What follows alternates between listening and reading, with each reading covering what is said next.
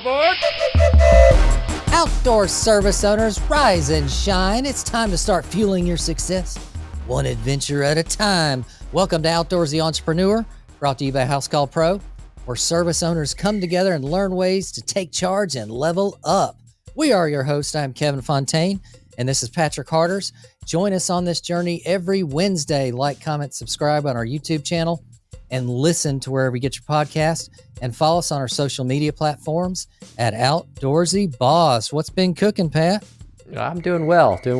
We're in family season right now of SAT tests. My son's 17, so colleges, all that fun stuff, and swim meets. Oh God, you're packed. Swim meets every day. All right, today, guys, we are going to tackle what would be a subcontracting model, which I love, versus what Patrick loves is the traditional employee-driven model of running your own business. And we've been doing both for a long time. You know, I had been doing employee-based forever. And just a couple of years ago, here's a shot, Pat, of my crew way back in the day. We had about 50 employees at one point, had a huge shop, as you can see in the background, killer shop. Standalone on an acre and a half or so, tons of bay doors, tons of trucks. And this is what my company model looks like today.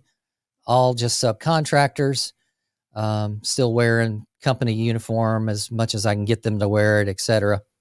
And that's what we're talking about today. You know, the good, bad, and the ugly of either, because they both have their plus and minus sides to them. And we're just going to kind of point out some of the things it's like for me to run my subcontracting method versus Patrick, what it's like running employee-based, and just talk through some of those points, you know? Yeah, this is a hot topic. Obviously, you know, there are days when you have, you know, employees don't show up, something happens, you go, I would love to just delegate this to someone else. And, you know, I am all about, you know, outsourcing, delegating, but, you know, I think there are a lot of pros and cons in different avenues in different industries. It's going to be a fun discussion. This is something that, and I think we both take a different viewpoint on and understand each other's viewpoint. But, yeah, you know, one of the biggest things that I think you're hearing discussions on in the outdoor world. No doubt. I'm getting ready to shave Patrick's coconuts here. Let's check out this scenario. Yeah. We've got staffing, traditional staffing with your employees versus subs. And let's just start a slideshow here. We're going to talk about some of the overhead costs involved with traditional employee base versus subcontracting. First category is a big one, shop. Pat, you have a nice big shop still.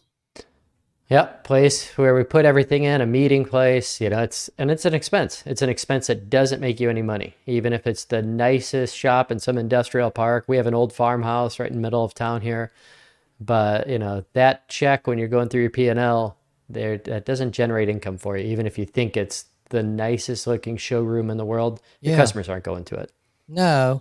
And, you know, a lot of guys, when you're starting out, like I did, I went and just rented a storage unit and put a desk in that nasty corner, dust-filled corner, and had a computer there, and that worked for a year or two. And then you keep leveling up, more employees, more vehicles. You got to expand, get bigger places. Eventually, like Patrick, he has a huge facility and 2 facilities, and that gets very expensive. You know, with subcontracting, you don't have that. The next category is equipment and tools.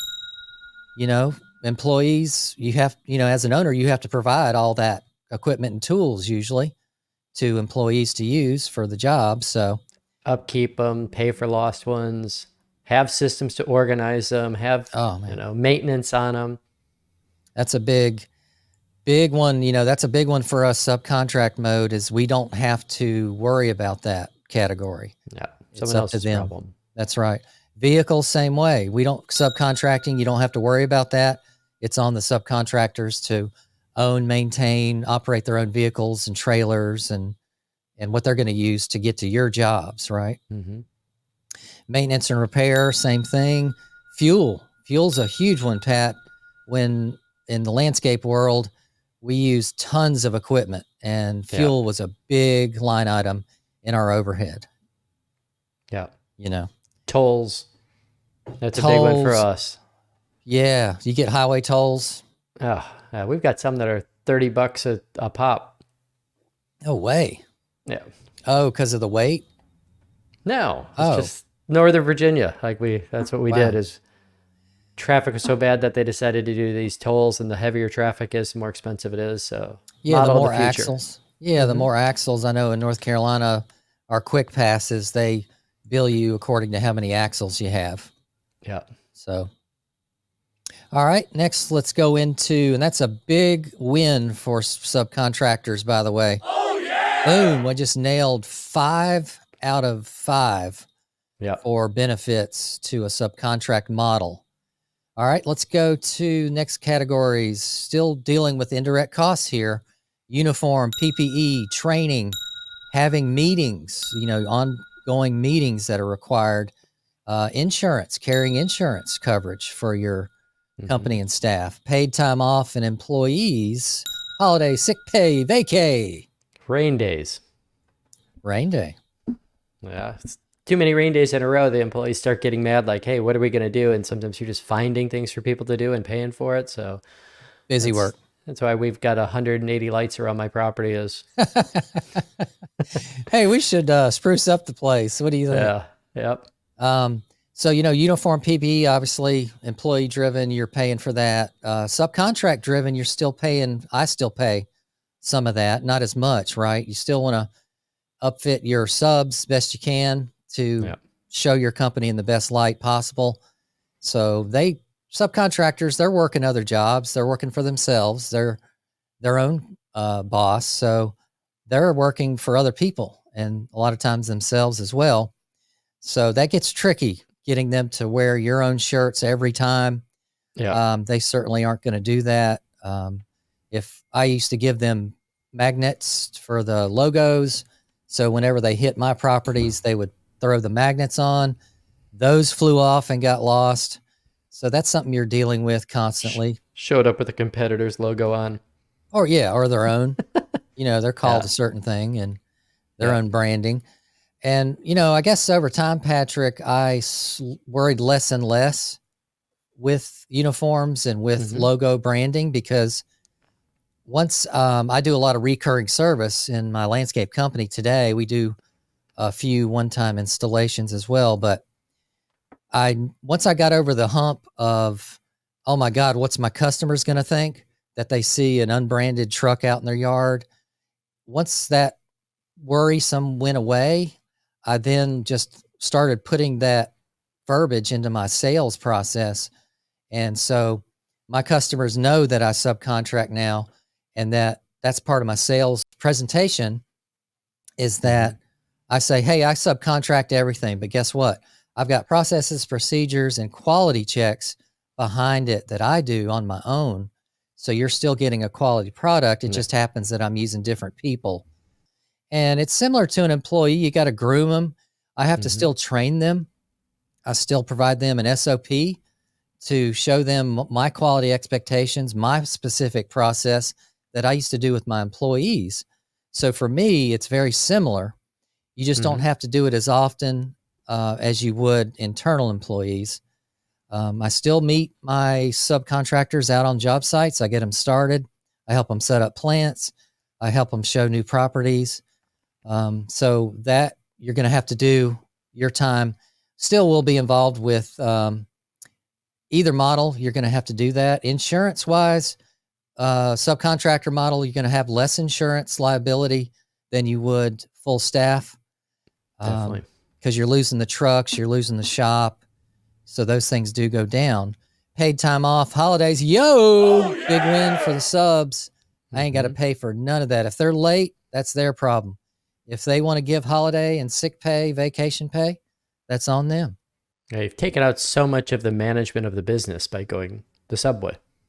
Yeah, and so we're going to show you guys there's a lot less managing time involved, and we're going to get into profit now, and you're going to see that there's going to be a little less profit as a subcontractor than you would as traditional employees get. So job profit, me and Pat talked about this earlier. Typically as a subcontractor model, I will get a quote from the subcontractors on a job, and then I'll put my profit margin on top and then present that quote to the client directly. So typically I'm only dealing with 15 to 35% net profit. I wouldn't say net yet because I still have overhead. I still have insurance. I got a sales car. I'm running a website. I'm advertising, right? So I still have overhead as a one-man operation, but so I have to incorporate that cost, which we're going to go through a spreadsheet here to break down cost. So both share job profit. I would say subcontract model, until you're getting very specific and very niche into that category, Pat, like a home builder does. He's going to get a higher percentage because he's got it perfected. Managing, you're going to spend less time managing subs. Yeah. You're going to spend a whole lot less time, Pat, hiring. I will say if a subcontractor loses his own employees and isn't able to perform a job for you, it ends up, if he can't ramp up, then you're going to have to find a new subcontractor to help fill that void. So that's always present. Motivating employees, giving them the drive to produce. Definitely employees, you have to motivate them daily, weekly, monthly. It just depends on the person. So there's that factor is you're there being the cheerleader every day. You're showing up. I did realize that if I'm not there, that people are like, oh my God, we got a substitute teacher today.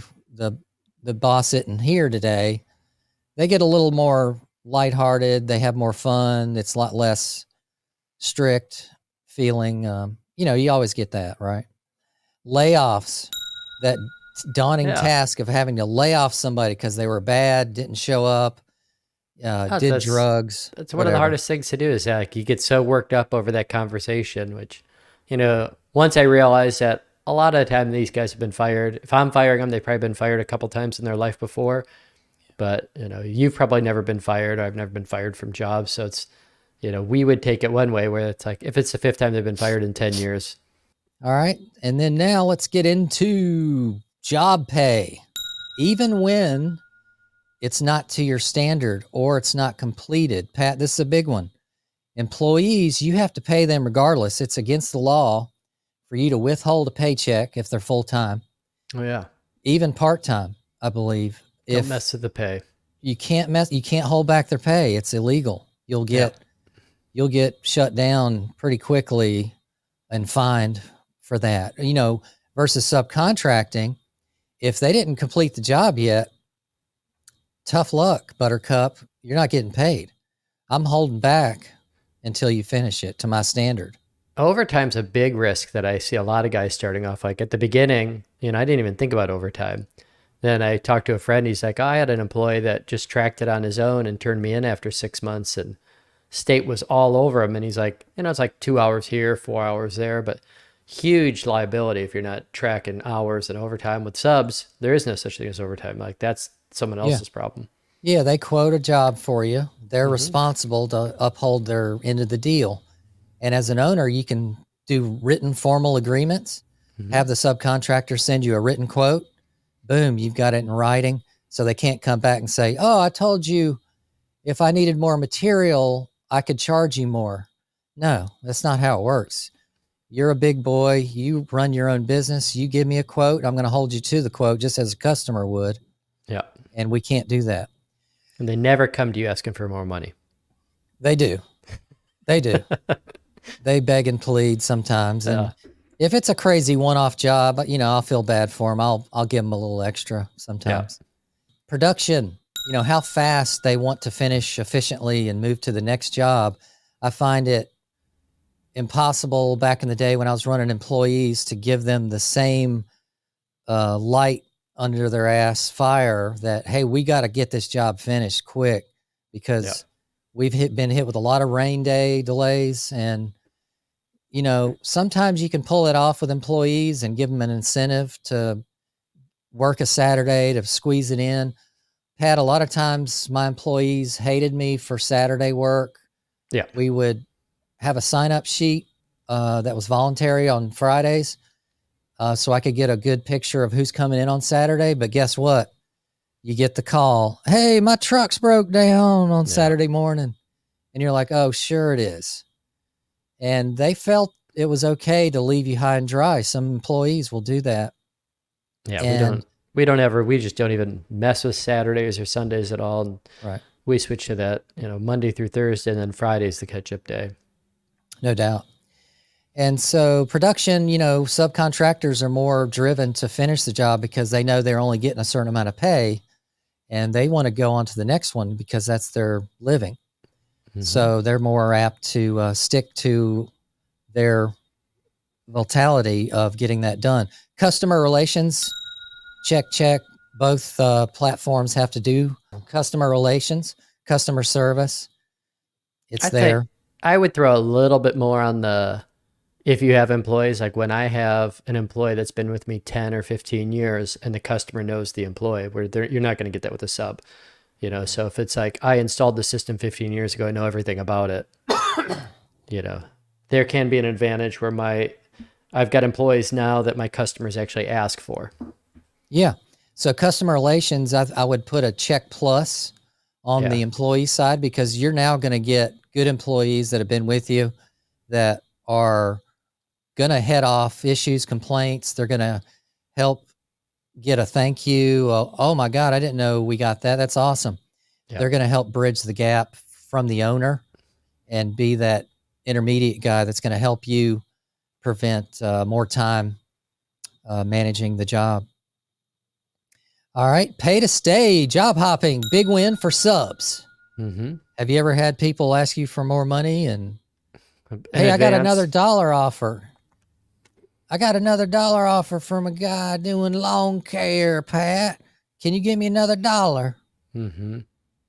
Have you gotten that? I used to. That used to be a big thing, is losing guys for things like that. But yeah, we shifted how we pay our people to make them the highest paid in the industry. So, but a big, we talked about this earlier, Patrick. Going to gas stations in the morning. Guess who they're talking to? They're talking to other landscapers in other vehicles in other companies. How much you make? Oh, shoot, I only make damn this. Boom, the seed is set. Now they're thinking about it all day, coming back, talking to the foreman. Your morale starts to now focus from a job, getting jobs done for that day, to how am I going to ask for more money and get paid like my friend over at the Sheets? Mm-hmm. Layoffs, I think we talked about that. No big deal. So that's it in a nutshell. Subcontract model, baby. Another win. Yeah. So I see a lot of advantages to doing it. I think like the way I've built my business is I'm trying to groom my employees to get to the next level, so that like typically Fridays, this is what I do. Like I told you, the rest of my day on Fridays, like going to the gym, getting feed for my animals, getting a haircut, and drinking high noons. That's how I'm spending it, because I do have my team that comes behind me, and they follow up and get all the installs in and everything else. And I think trust there's them. Patrick, I think there's a sweet spot with running your own employees. When you get to a stage where you're making really nice revenue margins, profit margins there, you have a great staff. They are very family tied to your cause, your culture. You're a good, honest person, so you want them to be able to accelerate in your own company and find ways for them to earn more money somehow. Once you get to that stage, grab a hold of it and kiss it every day, because that is the perfect balance. Once you start, oh my God, if we hire on 2 more crews, we could get this contractor, this builder, this developer to give us. And then now you're bringing new people in who aren't accustomed to the family culture. And then they start reading into, oh my God, he pays Emily $26 an hour. I could do her job. Yeah. That's what happened to me. I got into this infighting, and that's when I had to start creating some kind of career path to limit this. Hey, he said, she said, hey, what about my pay? I've been here 20 years or whatever. So you got to you got to shore up those possibilities at that point. Yeah. And part of it's a mindset, I think. I think when you look at your P&Ls and you start getting into like, how much am I paying this guy, and am I getting the value out of this person, that what they're worth, and what they're actually bringing to the company. I think pay has to be incentivized personally on whatever people are doing. You need to pay people according to the behaviors you want.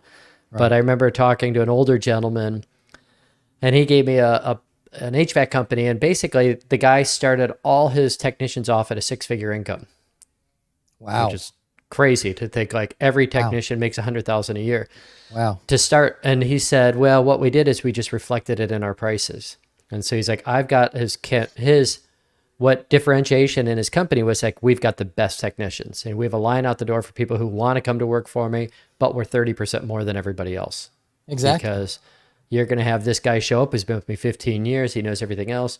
You call, such and such HVAC company. You don't know who's showing up, and if the guy knows anything, or if he's just there to just really more of a sales rep. So, it is a mind thing of like, I want my employees to actually be successful, grow, make money. If it's with me, it's what I prefer, is to try and create that avenue.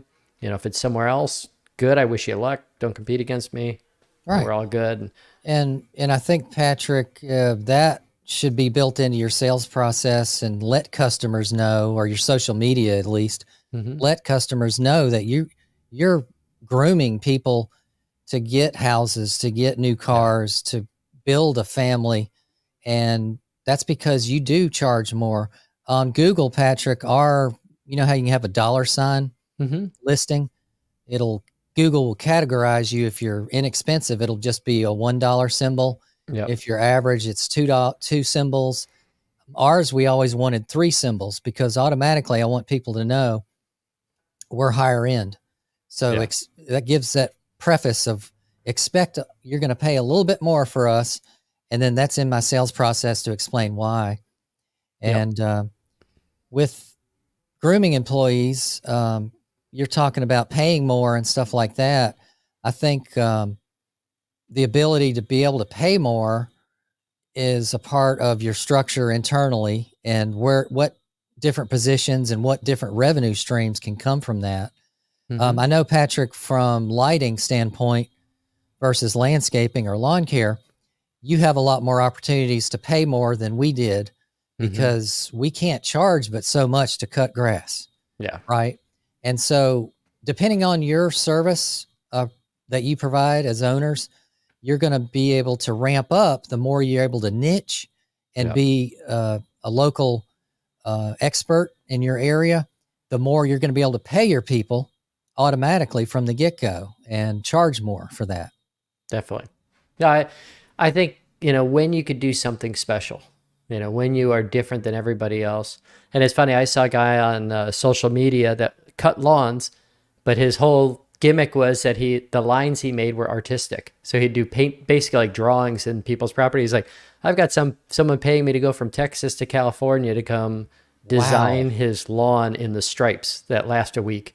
Wow. But I'm like, well, he found something that total niche, but he'd have to go through that lawn like 6 times to make the design he wanted versus, I know when I watch they're done with my property in under an hour every time.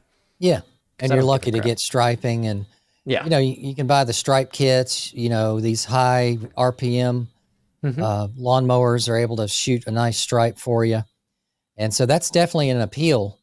And the higher end clients you get, they're going to look for that in their front yard every week. They want those stripes to shine, because that shows you right there automatically a professional service maintaining a property versus a homeowner getting some scrub to do it, is that little level of detail that is instantaneous every week to help set you apart. So it's a great avenue there.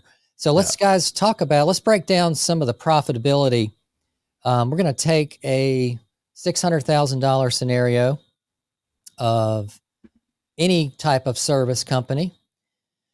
And, we're going to start with 4 employees plus the owner. The owner in this case does not work in the field, at least full time. $600,000 revenue. Let's look at traditional employee base versus subcontracting base.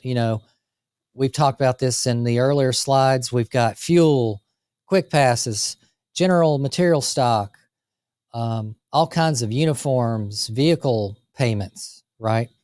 You're definitely going to be, all this overhead is definitely going to be higher on your traditional employee driven. Yes. Subcontract mode is going to be a lot less. You're still going to have some of the same numbers side to side here. You're going to have an owner's salary, which should be the same. You're going to have the same amount of advertising because both models want to get that new client base to feed in.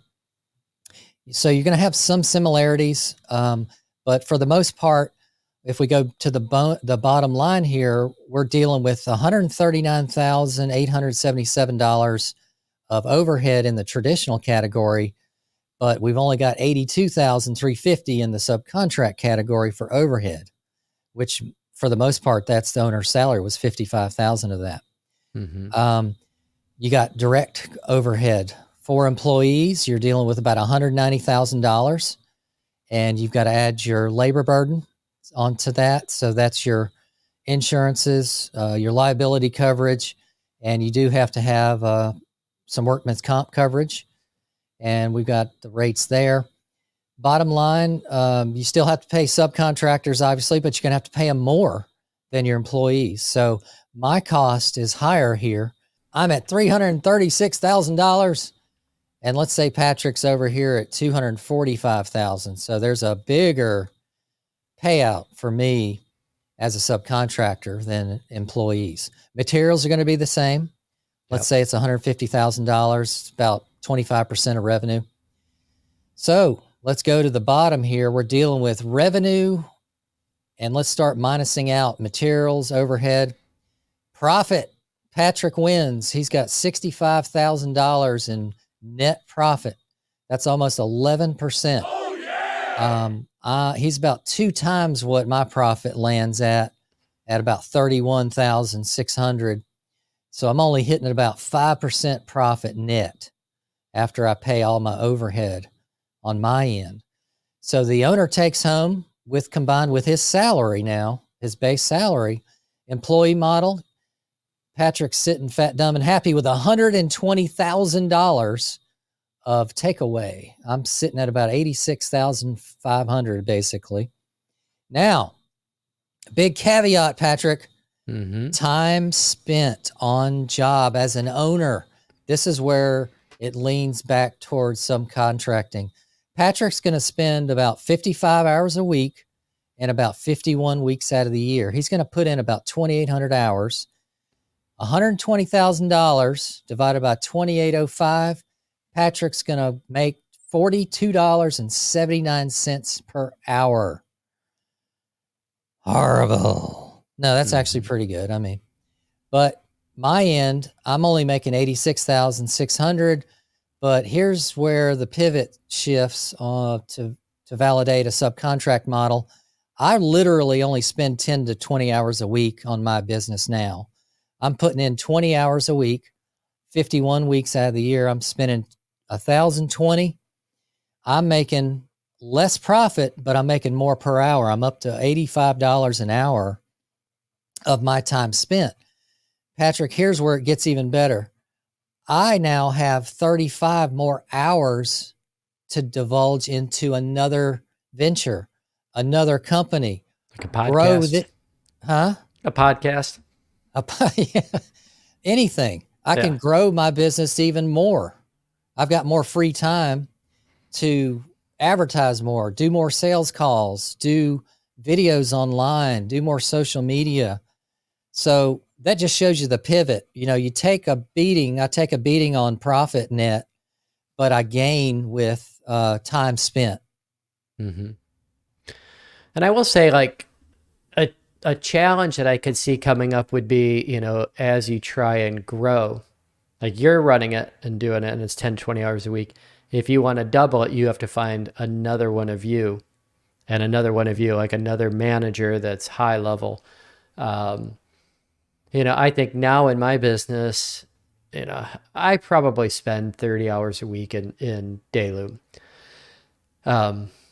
But, you know, I've had to bring up people and to grow. And, you know, right now, I think last year we're right at 3 million. You know, our goal is to get to 6 million in that business. but I'm building the infrastructure underneath to have the people do it. Yeah, So you're paying people to do what you used to do. yeah, so Yeah. that whatever it was, that $40,000, difference that I had, ultimately as we grow, then it's getting to the next level of like, all right, if we triple or quadruple those sales, well, now all of a sudden it's 100,000 I could pay someone to do that job. And ultimately I want to pay people to do everything I do except the fun things I like doing, which, is working somewhat with people to help them grow and to help, and design. I love design. Oh yeah, it's the creative element and all that good stuff. One thing, Patrick, I want to bring up something not fun for my workers, but this is something we discovered the other day. This is a Tools big left at the old job. tools showing the scale of this gigantic piece of concrete buried underneath the soil on a planting job.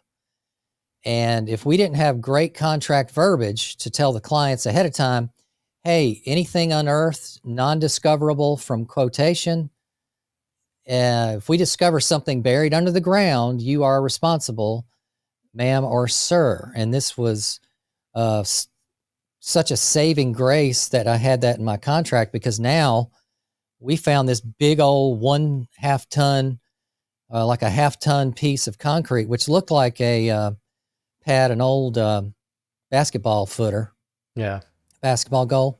How many hours did that take you to get out? A lot, because we didn't have any machinery here. This was a hand done job by hand planting.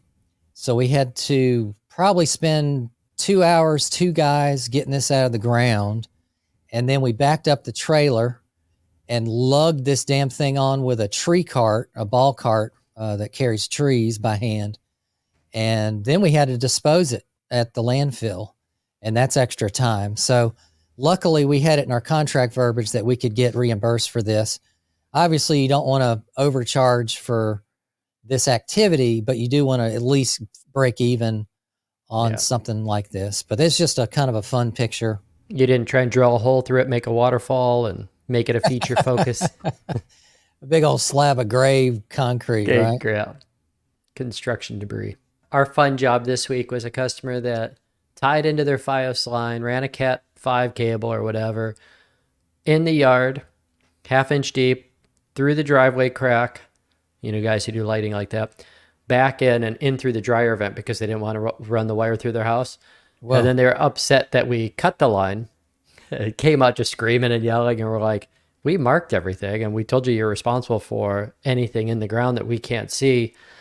Granted, it was 1/2 an inch deep under like 2 blades of mulch, but those are the fun things and the calls that you have to kind of walk customers through the expectation, and we can't see what we're digging into, and you're going to run into that, and you just got to.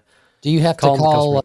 Do you have to call location services before your? We did. Verizon came out and was like, "What the hell is this? We didn't put this in," and they're like, "Oh, our handyman put it in." Yeah, and you can't piss off a customer worse than cutting their cable. Oh yeah. Oh my God, my cable's down. I gotta watch Netflix tonight. I gotta email my tennis partner that I can't make it next week. Yeah, it's like cell phones don't work, I guess. All right, they freak out. Luckily, cable companies are quick to patch it. Yeah, within a couple hours. So, well, that wraps up this episode, guys. Hope you enjoyed it. Please comment on what you're doing out there. Is it subcontracting? Do you like it? Do you like running with employees? Let us know what you guys are doing. Yep. And we can't wait to see you guys in the next episode. Make sure you subscribe to us on our YouTube channel and check us out on all the social media platforms at Outdoorsy Boss. Check out Housecall Pro. It's a great service field software to really make you more efficient as a business owner. We got a special discount link below. And big thanks to everybody watching, our subs, that we are going in this together. It's not easy running your own business. It never was. There's no secret to success. It's pretty much comes down to dedication, hard work, and drive. It's just life. I mean, it's everything that you do that you're actually making money at and getting rewarded for is hard work. Nothing comes easy, boys. So, big thanks to everybody that's watching us. We're all in this together. We just hope you can learn a thing or two with me and Pat every Wednesday. And make sure you check out outdoorsyentrepreneur.com. We've got that masterclass coming this summer. We're going to have special early bird pricing, so make sure you put in your email and your contact info so you can get that early bird pricing. No, have a great rest of the week. It's always Wednesday is the halfway through point that you think it's Thursday or Friday and you still have 2 days left. But yeah, get through the week, get ready for the weekend. Hell yeah. See you guys in the next episode.